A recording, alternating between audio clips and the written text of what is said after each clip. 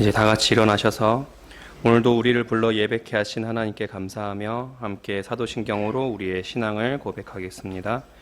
나는 전능하신 아버지 하나님 천지의 창조주를 믿습니다. 나는 그의 유일하신 아들 우리 주 예수 그리스도를 믿습니다. 그는 성령으로 잉태되어 동정녀 마리아에게서 나시고 본디오 빌라도에게 고난을 받아 십자가에 못 박혀 죽으시고 장사된 지 사흘 만에 죽은 자 가운데서 다시 살아나셨으며 하늘에 오르시어 전능하신 아버지 하나님 우편에 앉아 계시다가 거기로부터 살아있는 자와 죽은 자를 심판하러 오십니다. 나는 성령을 믿으며 거룩한 공교회와 성도의 교제와 죄를 용서받는 것과 몸의 부활과 영생을 믿습니다. 아멘.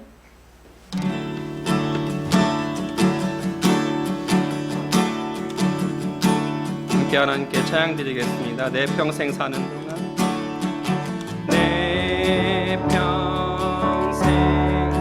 사는 동안 주 찬양하리 여호와 하나님 내 주를 찬양하리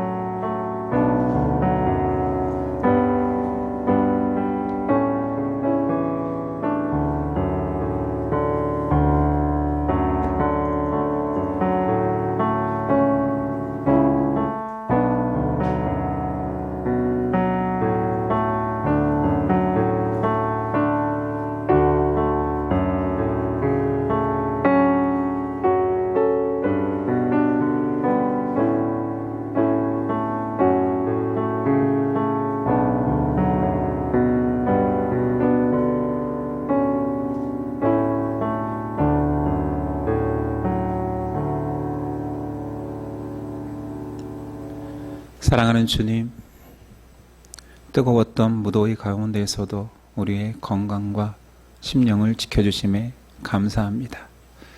하나님의 은혜가 아니고서는 호흡하기 힘든 우리임을 압니다.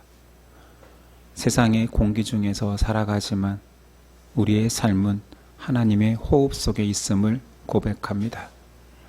그러나 우리의 발걸음이 때로는 하나님의 뜻과 반하여 살 때도 있습니다. 우리의 발과 눈과 우리의 머무는 손길을 다시 하나님 앞에 회개하오니 용서하옵소서. 더욱더 열심히 사랑하지 못하고 더욱더 열심히 섬기지 못하였던 우리의 모습들이 예수님 닮아 작은 섬김을 실천할 수 있는 믿음의 사람으로 바꾸어 주옵소서. 주변에 아픈 자들이 있습니다. 하나님의 손길로 만져주시고 혹 마음이 아픈 자도 하나님께서 어루만져 주옵소서. 예배에 초대하여 주셨사오니 감사함으로 나왔고 예물을 가지고 나왔습니다. 쓰이는 곳에 하나님의 귀한 사역과 교회가 든든히 서가는 역사가 있게 하옵소서. 주님, 오늘도 하나님만 의지하여서 말씀을 사모합니다. 말씀하옵소서. 우리 심령의 영양분이 되어서 잘 자라날 수 있도록 도와주옵소서. 오늘도 성령을 의지하오며 예수 그리스도 이름으로 기도드립니다. 아멘. 우리 일어나셔서 십계명 낭독에 있겠습니다. 하나님이 이 모든 말씀으로 말씀하여 이르시되 나는 너를 애굽 땅 종되었던 집에서 인도하여 낸 내 하나님 여호와니라. 제1은 너는 나 외에는 다른 신들을 내게 두지 말라. 제2는 너를 위하여 새긴 우상을 만들지 말고 또 위로 하늘에 있는 것이나 아래로 땅에 있는 것이나 땅 아래 물속에 있는 것에 어떤 형상도 만들지 말며 그것들에게 절하지 말며 그것들을 섬기지 말라. 제3은 너는 내 하나님 여호와의 이름을 망령되게 부르지 말라. 제4는 안식일을 개혁하여 거룩하게 지키라. 제5는 내 부모를 공경하라. 제6은 살인하지 말라. 제7은 간음하지 말라. 제8은 도둑질하지 말라. 제9는 내 이웃에 대하여 거짓 증거하지 말라. 제10은 내 이웃의 집을 탐내지 말라. 예수께서 이르시되 내 마음을 다하고 목숨을 다하고 뜻을 다하여 주 너의 하나님을 사랑하라 하셨으니 이것이 크고 첫째 되는 계명이요 둘째도 그와 같으니 내 이웃을 내 자신같이 사랑하라 하셨으니 이 두 계명이 온 율법과 선지자의 강령이니라. 아멘.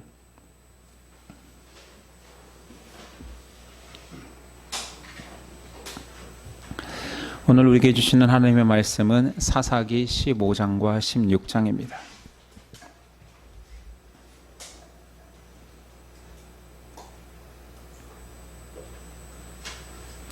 사사기 15장, 16장 내용이지만 봉독은 15장 15절로 16장 5절까지만 하겠습니다. 저 여러분들이 한 절씩 교독하겠습니다. 사사기 15장 15절입니다. 삼손이 나귀의 새 턱뼈를 보고 손을 내밀어 집어들고 그것으로 1000명을 죽이고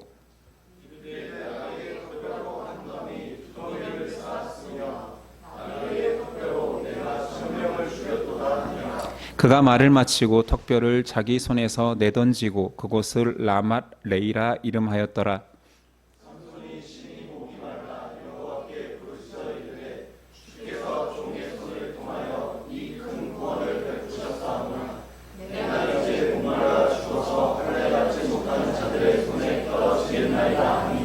하나님이 레이에서 한 우묵한 곳을 터뜨리시니 거기서 물이 솟아나오는지라.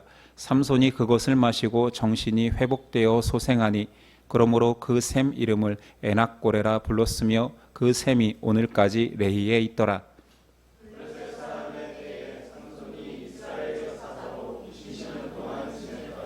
삼손이 가사에 가서 거기서 한 기생을 보고 그에게로 들어갔더니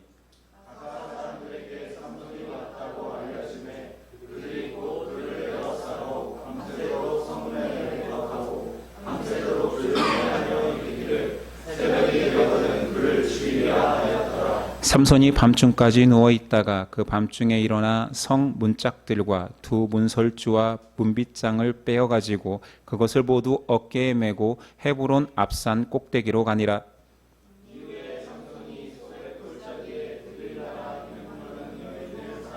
함께 읽습니다. 블레셋 사람의 방백들이 그 여인에게로 올라가서 그에게 이르되 삼손을 꾀어서 무엇으로 말미암아 그 큰 힘이 생기는지 그리고 우리가 어떻게 하면 능히 그를 결박하여 굴복하게 할 수 있을는지를 알아보라. 그리하면 우리가 각각 은 1,100개씩을 내게 주리라 하니. 아멘. 오늘 말씀의 제목은 람핫 레히와 엔학고레. 라맛 레이와 에낙고레라는 제목으로 나누겠습니다. 오늘은 삼손 이야기 마지막 시간입니다. 지난 시간에 삼손이 첫 번째 여인 블레셋 딥나의 여인과 결혼하는 이야기를 다루었습니다. 삼손은 수수께끼가 짐으로 인하여 화가 나서 고향으로 돌아가 그의 혼례가 파탄에 이른 듯 했습니다. 근데 오늘 말씀 1절에 보니 얼마 후 밀 거둘 때에 삼손이 염소 새끼를 가지고 그의 아내에게로 찾아가서 그 염소 새끼가 결혼 지참금이나 또는 그렇게 확 떠나버린 삼손이 그 가족에게, 장인 가족에게 화해의 선물인지는 모르겠지만 삼손 입장에서는 결혼을 다시 회복하려 왔습니다. 그런데 문제는 장인이 이렇게 이야기합니다. 네가 그렇게 돌아갔으니 네 아내를 버린 줄 알고 내가 그 혼례식에서 너와 친구 삼았던 자에게 줘버렸다. 그러니 3절에 삼손이 그들에게 이르되 이번은 내가 블레셋 사람들을 해할지라도 그들에게 대하여 내게 허물이 없을 것이니이다 하고 자기 아내를 빼앗긴 것을 명분 삼아 블레셋을 치기 시작합니다. 그런데 그 방식이 굉장히 독특합니다. 여우 300마리를 잡아서 둘씩 꼬리를 묶고 그 꼬리에 횃불을 달아 블레셋 진영에 불을 지릅니다. 여기서 불이 상징하는 것은 블레셋 신 다곤 신은 물의 신입니다.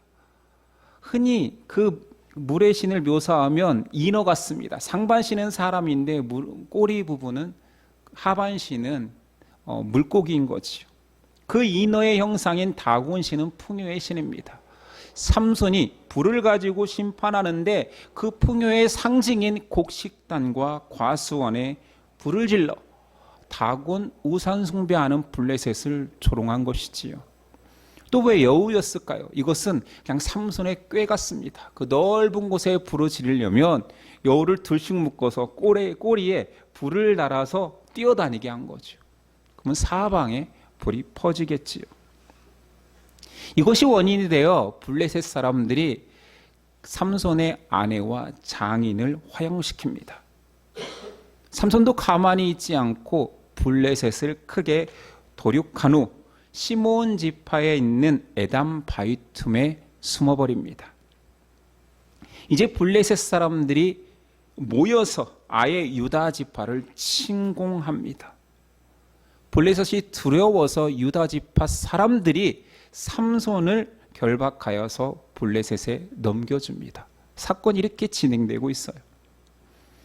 자, 그렇게 유다 지파에 의해서 사사 삼손이 넘겨진 것입니다. 이 모습은 하나님을 떠난 백성들이 세상에 굴복한 모습을 보여주지요.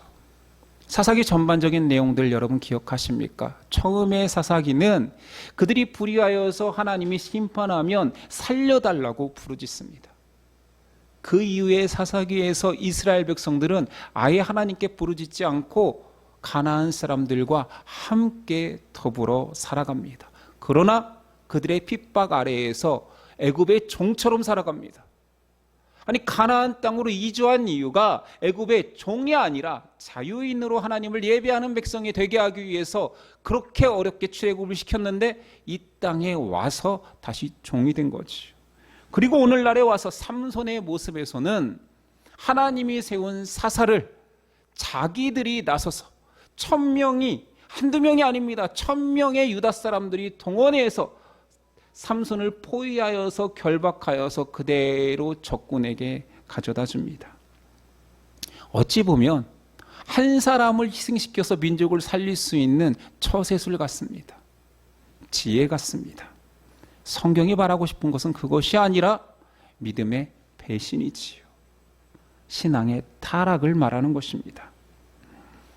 자, 결박된 삼손이 블레셋 진에 가서 그 모든 결박을 끊고 나귀의 턱뼈로 블레셋인 1000명을 죽입니다. 사건이 계속 그렇게 전개되고 있는 거지요. 17절. 그가 말을 마치고 턱뼈를 자기 손에서 내던지고 그곳을 라맛 레이라 이름하였더라. 여기에 언어 유희가 좀 들어가 있습니다. 레히라는 그 지명의 뜻이 턱뼈입니다. 삼손이 레히에서 나귀의 레히를 가지고 레히의 산을 만든 것입니다. 이런 말도 안 되는 일이 가능했던 것은 성경은 분명히 기록하죠. 여호와의 영이 임하였으므로. 자, 큰 승리. 이 승리 이후에 모두 다 즐거워하고 삼손은 영웅이 되어야 할진데 특이한 모습으로 전개되니 삼손이 기뻐하지 않고 좌절을 합니다. 그 학살을 마친 이후에 삼손이 목이 말라 죽을 것 같다고 여호와께 호소하며 부르짖습니다. 깊은 목마름이지요. 영혼의 목마름입니다. 이 삼손의 간구에, 사실 이 삼손의 간구는 삼손의 간구여야 되는 것이 아니라, 특정인의 간구여야 되는 것이 아니라 타락한 이스라엘의 간구였어야 했지요. 이 간구에 하나님은 응답하십니다. 왜냐하면 그 백성의 간구에 하나님은 항상 응답하셨기 때문입니다. 19절. 하나님이 레이에서 한 우묵한 곳을 터뜨리시니 거기서 물이 솟아나오는지라 삼손이 그것을 마시고 정신이 회복되어 소생하니 그러므로 그 샘 이름을 에낙고레라 불렀으며 그 샘이 오늘까지 레히에 있더라. 에낙고레의 뜻은 에는 우물이고 학고레는 부르짖다입니다. 그래서 이 샘의 이름을 부르짖는 자의 샘물이라 칭합니다. 삼손이 블레셋을 진멸했을 때에 블레셋으로 인하여서 이제 구원받은 거잖아요. 그럼 승전가가 불리워져야 되잖아요. 그런데 그는 그곳에서 죽겠다 말합니다. 부르짖습니다. 그리고 그 부르짖음에 응답하심으로 인하여서 소생하니, 회복되어 소생하니라는 표현을 쓰면서 살아난다 말합니다. 이것이 하나님의 구원입니다. 구원은 행함의 결과물이 아닙니다. 무엇을 해내면 하나님이 주시는 것이 아닙니다. 철저하게 하나님의 응답이며 선물입니다. 하나님께만 있기 때문이지요. 그 백성이 부르짖으면 하나님은 주시고 죽겠다 하시면 소생케 하십니다. 이것이 구원입니다. 자, 삼손의 두 번째 여인이 등장합니다. 블레셋의 큰 성읍 가사의 기생이라 표현됩니다. 성경이 참 우호적으로 기생이라 표현했지만 원어에서는 창녀입니다. 그 여인의 집에 방문했다가 블레셋인들이 알게 되어서 그 집을 포위하지요. 6장 3절. 삼손이 밤중까지 누워있다가 그 밤중에 일어나 성 문짝들과 두 문설주와 문빗장을 빼어가지고 그것을 모두 어깨에 메고 헤브론 앞산 꼭대기로 가니라. 독특한 표현인 거지요. 그냥 죽였더라 뭐 이런 것도 아니에요. 포위당한 삼손이 이제 밤중에 나와서 블레셋 성읍에 문짝을 뗍니다. 성문을 뗀 거예요. 죄송합니다. 가사에 성문을 떼어서 블레셋 산 꼭대기까지 가지고 올라가는 겁니다. 헤브론 산, 왜 이렇게 복잡하죠? 헤브론 산 꼭대기까지. 헤브론은 이스라엘에게 역사적으로 영적으로 중요한 곳입니다. 여러분 기억하실런지 모르겠지만 헤브론은 아브라함이 약속의 땅으로 들어와서 자기 소유로 처음 삼은 땅이 헤브론 땅입니다. 아브라함, 이삭, 야곱, 그 안에 사라, 리브가, 레아까지 묻혀 있는 역사적인 곳이죠. 영적인 곳입니다. 출애굽한 이스라엘 백성이 믿음의 영웅 갈렙에 의해서 거인 같은 아낙 자손을 물리치고 허락받은 땅이 바로 헤브론입니다. 그러니 이스라엘에게 헤브론은 믿음의 상징과 같은 도시입니다. 그리고 성문이 상징하는 것은 힘이지요. 성문이 단단하게 닫혀 있으면 적으로부터의 방어가 가능한 것입니다. 힘과 능력을 상징하는 그 성문, 가사의 성문을 삼손이 떼어버렸습니다.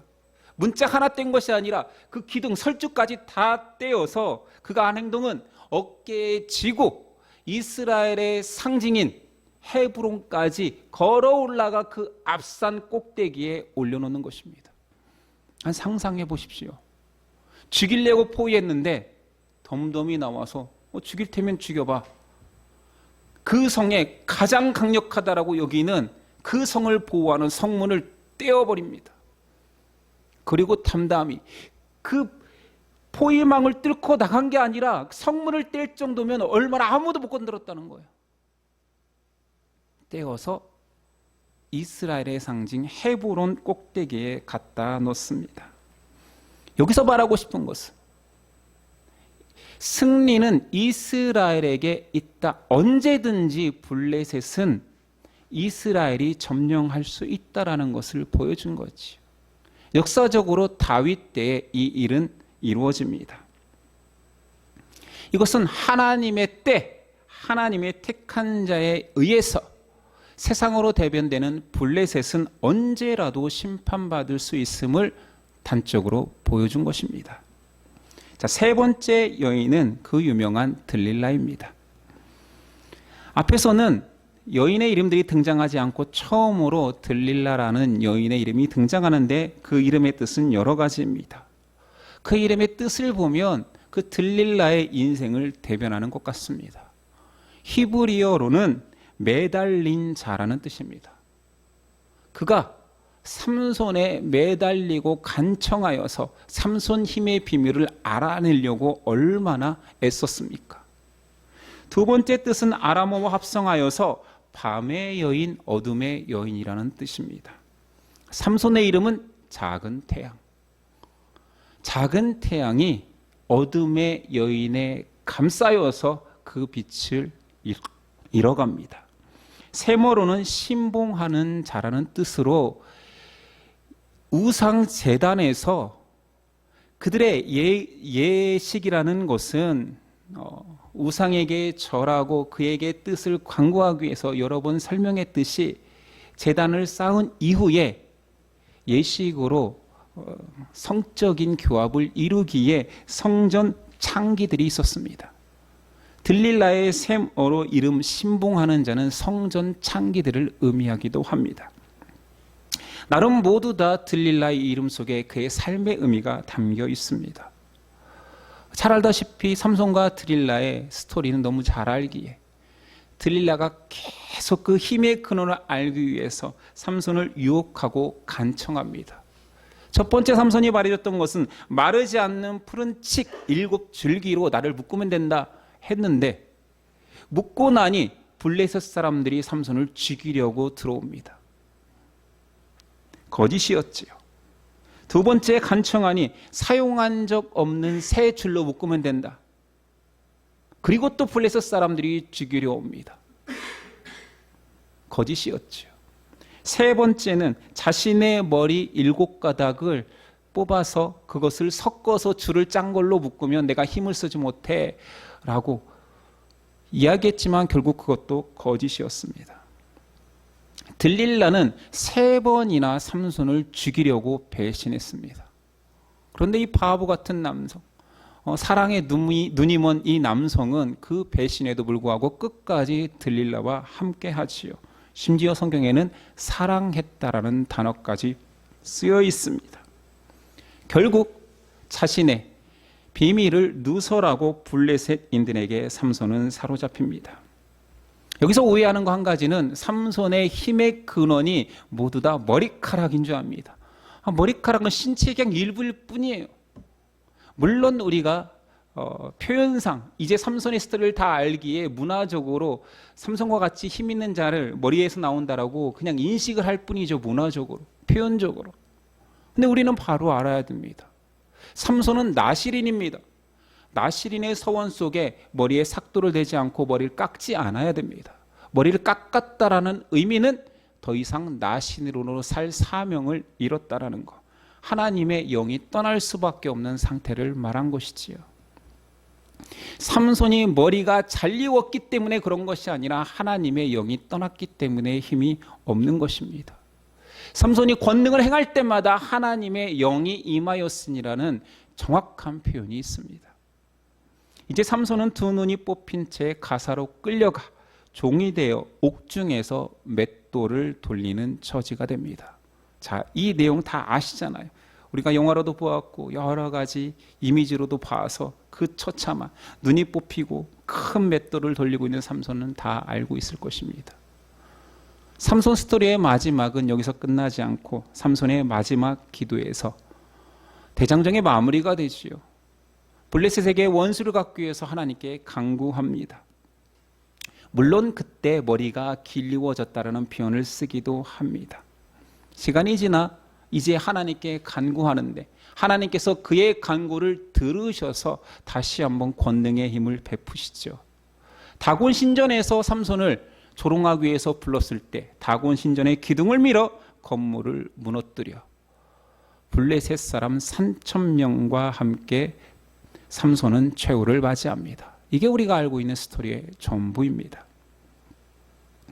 왜 성경은 삼손 인생을 다룰 때 블레셋 여인 3명과의 관계를 집중 묘사하고 있을까요? 피상적으로 이것을 해석하는 자들은 삼손이 하나님에 의해 초인적인 능력을 발휘하는 자였으나 정욕에 빠져 사명을 망각한 실패한 사사라 말합니다. 그리고 그 불쌍한 사사가 마지막에는 다시 하나님께 돌아와 간구함으로 귀한 사명을 감당했다 말합니다. 이런 교훈적인 해석이 틀렸다 말할 수는 없겠지요. 하나님을 의지하면 능력이요, 세상에 빠지면 그 힘을 잃는다. 너무 좋은 해석입니다. 틀린 것은 아닙니다. 그러나 그런 단순한 교훈을 담기 위해서 그 긴 삼손의 스토리를 담은 것은 아닐 것입니다. 영적 해석이 더 중요한 것입니다.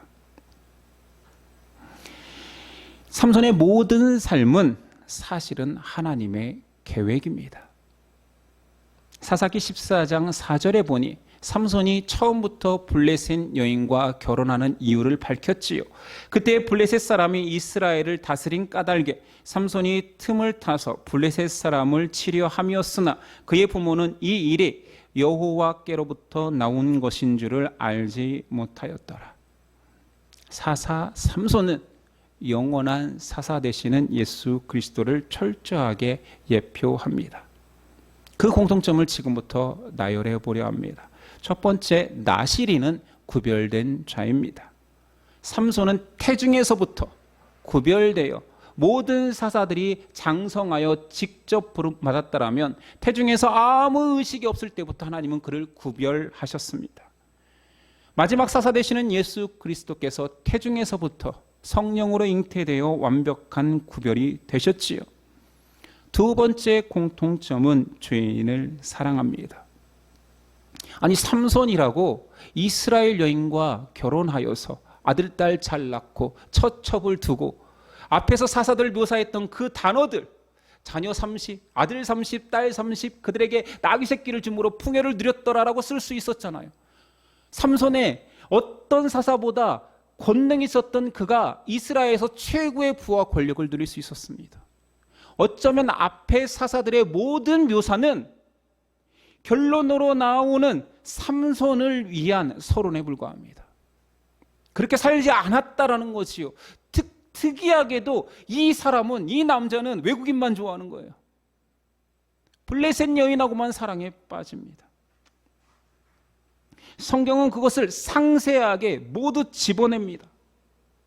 사사기 14장 3절 내가 그 여자를 좋아하오니 나를 위하여 그 여자를 데려오소서 하니라. 16장 4절 이후에 삼손이 소래골짜기에 들릴라라 이름하는 여인을 사랑하매 구별된 나실인인 삼손이 계속해서 세상 여인, 죄의 핵심인 블레셋 이방 여인 계속 그에게 들어갈 뿐만 아니라 성경은 그녀를 사랑한다라고 말합니다. 예수 그리스도께서 그러셨지요. 죄인인 사람을, 이스라엘 백성이 죄인이 아니었던 게 아니지요. 너희가 아직 죄인 되었을 때 그리스도께서 오신 것입니다. 그리고 끝까지 사랑합니다. 세 번째 공통점은 삼손이 사랑한 여인들은 삼손을 모두 다 배신합니다. 사사기 14장 15절 너는 내 남편을 꾀어 그 수수께끼를 우리에게 알려달라. 사사기 16장 5절 삼손을 꾀어서 무엇으로 말미암아 그 힘이 생기는지 그리하면 우리가 각각 은 1,100개씩을 내게 주리라 하니. 삼손은 들릴라를 사랑했다 묘사하는데 들릴라는 삼손을 은에 팔아 넘깁니다. 그리고 3번이나 그를 속이고 배신하고, 그렇지만 삼손은 끝까지 들릴라와 함께합니다. 계속 연상되는 게 없습니까? 예수 그리스도께서 음란한 여인과도 같은 선민 이스라엘, 신약으로 와서는 영적 교회를 끝까지 포기하지 않으십니다. 네 번째 공통점은 이스라엘을 해방시키지요. 그 해방의 끝은 삼손의 죽음이었습니다. 죽음과 함께 그 전에는 결코 보지 못했던 큰 승리를 맛봅니다. 예수 그리스도께서 십자가에서 죽으심으로 죄와 사망 가운데 있는 그 신부된 백성을 구원하셨습니다. 많은 신학자들이 삼손을 그리스도 예표로 보는 것을 망설입니다. 이유는 너무 분명합니다. 그의 나실인으로서의 계명의 실패와 그의 욕망을 결코 예수님의 예표로 보기 힘든 것이지요. 우리는 그렇게 봐야 됩니다. 이 긴 성경이 단순히 교훈적인 것, 도덕적인 걸 담기 위해서라고 하기에는 사실 삼손의 이야기는 앞에 사사 모든 내용의 결론이거든요. 그래서 우리는 삼손을 이중적 예표로 보려 합니다. 사람을 예표하기도 하지만 그리스도를 예표하는 삼손으로 보자라는 것이요. 사람의 모습은 신앙인을 예표하는 것입니다. 이스라엘은 가나안을 정복해야 되는 것이 그들의 사명입니다. 그런데 도리어 가나안에 정복당합니다. 그 이스라엘의 대표격인 사사임에도 불구하고, 하나님께 택함 받았음에도 불구하고 사사들은 모두 다 블레셋에게 또는 가나안 족속들에게 넘어갑니다. 삼손은 세상의 정욕과 가치에 끊임없이 유혹받는 신앙인, 그리고 넘어지는 신앙인을 예표합니다. 세상의 빛으로 부르신 하나님의 백성들이 세상 죄와 욕망 가운데서 점점 어두워지는 것이지요. 삼손의 이름 작은 태양이 들릴라의 이름 어둠의 여인 앞에 잠식되어가는 그런 모습을 보여주고 경고하는 것입니다. 두 번째 예표가 더 중요하다 했습니다. 작은 태양 삼손은 영원한 빛 예수 그리스도를 예표합니다. 삼손이 목마릅니다. 아니, 사명이 완수된 그 지점에서, 블레셋을 크게 물리친 그 시점에서 그는 목마릅니다. 예수 그리스도께서 공생의 사역을 마치고 십자가에서 마지막으로 개인적인 발언을 한 것이 내가 목마르다입니다. 제가 청년 때 반주자 중에 이런 이야기를 하더라고요. 집에, 여러분들 기억할지 모르겠어요, 그 찬양. 예수님 목마릅니다. 예수님 목마릅니다. 오셔서 채워주소서. 예수님 목마릅니다. 오셔서 기름 부으소서. 이런 찬양이 있어요. 이걸 집에 틀어놨는데 남동생이 듣다가 한 소리를 하더래요. 참 교회 다니는 사람이 더 심하네. 예수님 사랑한다며. 예수님 저렇게 목마른데 물 안 줘? 이러더라는 거예요. 이건 잘 모르니까 계속 그 예수님 제가 목마릅니다를 예수님이 목마릅니다로 계속 들은 거지. 믿는 사람이 더하네. 근데 그 이중적 표현이 여기 쓰이는 거지요. 삼손이 목마른데 이건 예수님이 목마른 것입니다. 왜? 우리를 위하여서. 물을 생명수를 가진 그분이 스스로 목이 타들어가는 죽을 지경까지 자기를 내어놓는 것입니다. 예수님 십자가에서 내가 목마르다 했을 때 사람들이 안타까워 포도주를 적신 해용을 입에 갖다 대었습니다. 예수님 거절합니다. 왜요? 모든 고통을 오롯이 다 감당하기 위해서가 아니라 포도주를 그만 영원한 나시린의 사명을 감당하기 위해서였습니다. 그가 삼손의 실패였던 그 사사의 역할을 죽기까지 오롯이 감당하기 위해서 그 포도주를 입에 대지 않으신 것입니다. 삼손의 고난은 예수님의 고난을 보여줍니다. 그가 실패하여 눈이 멀어 종이 된 것은 그가 못나서도 그의 정욕에 빠져 실패한 인생이어서 손가락질 받아 마땅한 결론이 아니라 예수님의 공생의 사역인 거지요. 이스라엘을 먹이기 위하여서 자기 백성을 먹이기 위하여서 낮고 낮은 미천한 곳에 종으로 오셔서 질시와 멸시 비웃음을 받으며 맷돌 갈듯 그 곡식을 그 백성에게 먹이시는 공생의 사역을 보여주는 것입니다. 삼손의 심판은 여러 번 말하지만 하나님의 완벽한 심판을 예수 그리스도로 완성될 심판을 예견하고 있습니다. 그래서 삼손이 마지막에 죽어야 됩니다. 블레셋을 이기고 나와서 해방되었더라가 아니라 그의 죽음과 함께 큰 심판이 임해야 됩니다. 예수님 골고다 언덕에서 십자가에서 죽으심으로 세상을 심판했을 뿐만 아니라 그 죽음으로 말미암아 믿는 자들을 구원해 내셨습니다. 우린 삼손 스토리를 우리가 알고 있는 그 교훈적인 이미지, 사명을 망각하면 안 된다, 하나님을 떠나면 안 된다, 그러면 망한다로서 볼 것이 아니라 하나님의 놀라운 수수께끼 같은 신비가 담겨 있음을 알아야 됩니다. 마지막 사사 예수 그리스도께서 세상에 결국 라맛 레히 죽음이 산처럼 쌓이는 심판이 있을 것임을 선언하고 있습니다.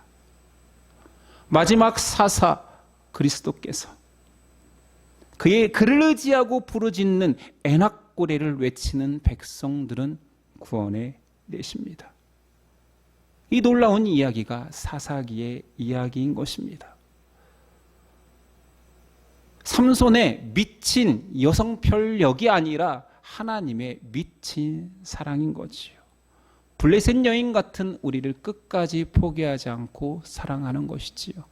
첫 번째 여인은 내 부인이어야 되는데 다른 남자에게 팔리는 창녀 같은 삶을 살게 되고, 두 번째 여인은 아예 창녀였고, 세 번째 여인은 성전의 공창이었습니다. 우리가 삼손을 읽을 때마다 우리는 삼손에게 우리를 자꾸 투영해요. 우리의 묵상이 삼손같이 살면 안 되라고 하는데, 사실은 영적 삼손의 의미를 본다라면 오히려 우리의 모습은 블레셋 여인이 되어야 됩니다. 나의 풍요를 위해 믿음을 바꾸는 여인, 나의 안식을 위해 신앙을 팔아먹는 여인, 속된 것을 위해 거룩한 것을 기꺼이 바꾸는 여인이 바로 우리 아닙니까? 그럼에도 불구하고 우리를 포기하지 않는 창녀 같은 우리를 끝까지 놓지 아니하시는 하나님의 미친 사랑이 사사기의 주제입니다. 삼손이 그 사명을 보여주었기에 히브리서 11장 믿음의 장에 믿음의 용장으로 이름이 당당히 올라가 있는 것입니다. 지 정욕대로 살다가 마지막에 사명 한번 끝장냈기 때문에 올라간 것이 아니라 오롯한 하나님의 구원 사역을 그 인생을 통하여서 다 드러내었기 때문에 믿음의 용사인 것입니다. 하나님의 사랑이 크고 놀랍습니다. 어쩌면 우리는 하나님의 사랑 크고 놀랍다 고백하고, 저도 지금 말하고 있지만 그것은 말로 표현하기 힘든 것일 수도 있습니다. 우리가 이해하기 힘들고 우리가 사랑한다 말하지만 그 사랑의 범주를 훨씬 뛰어넘는 사랑입니다. 미친 사랑이라고 갖고 표현할 수 없는, 왜 저렇게까지 사랑해야 되느냐, 우리조차 이해할 수 없는 그 사랑을 하나님이 계속 해오십니다. 그리고 우리는 그 사랑을 받는 자입니다. 그것을 잊지 맙시다. 기도하겠습니다.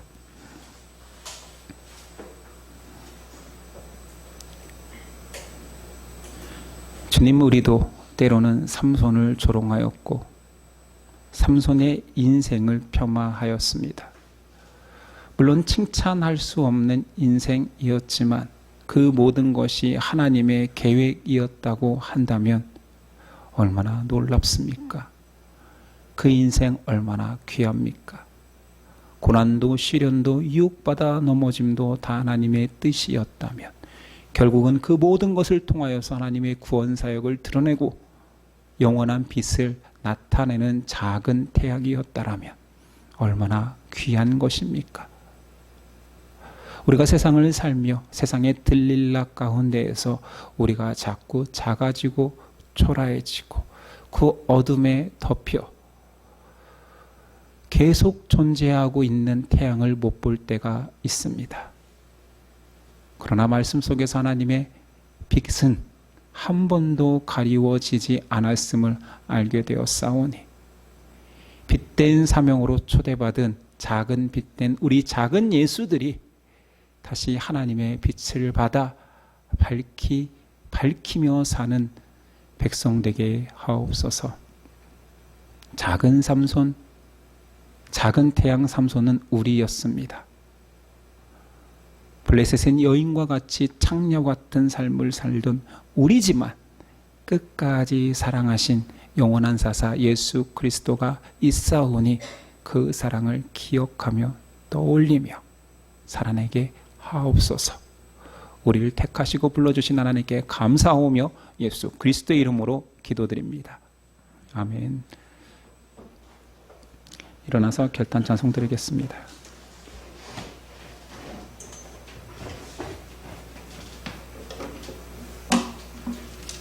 예수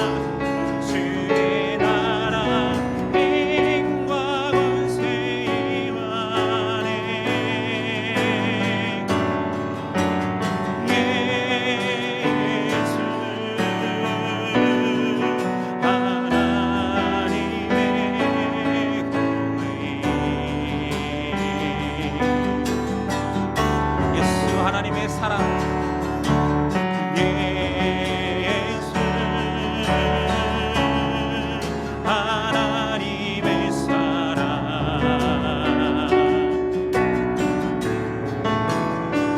지혜와 말씀으로 나타났네.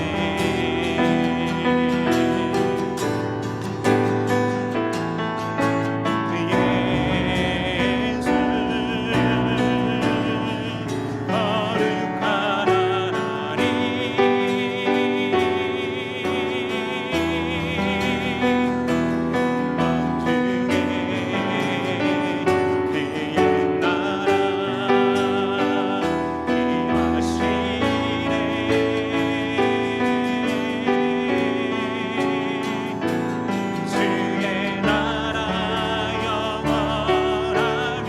거룩한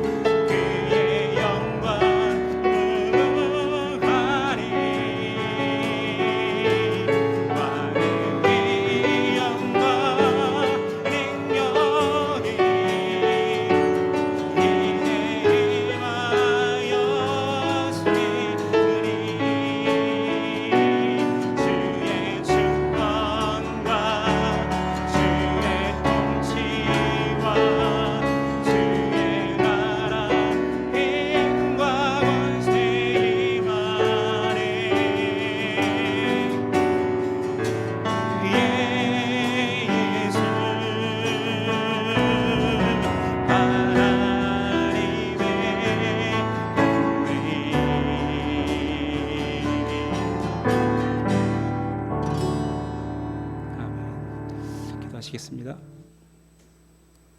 이제는 우리 주 예수 그리스도의 은혜와 아버지 하나님의 사랑과 성령의 교통하심이 지금부터 영원까지 함께 하시기를 간절히 축원하옵나이다. 아멘.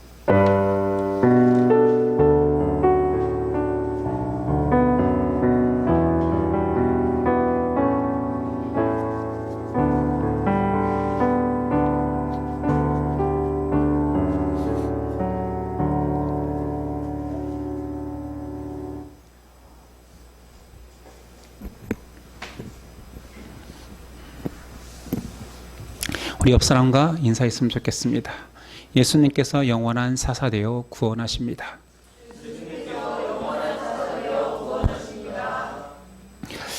예, 오늘 오후는 소그룹으로 모이겠습니다. 끝난 후에 수련회와 여러 가지 앞으로 가을 일정에 대해서 운영위에서 좀 회의를 하도록 하겠습니다.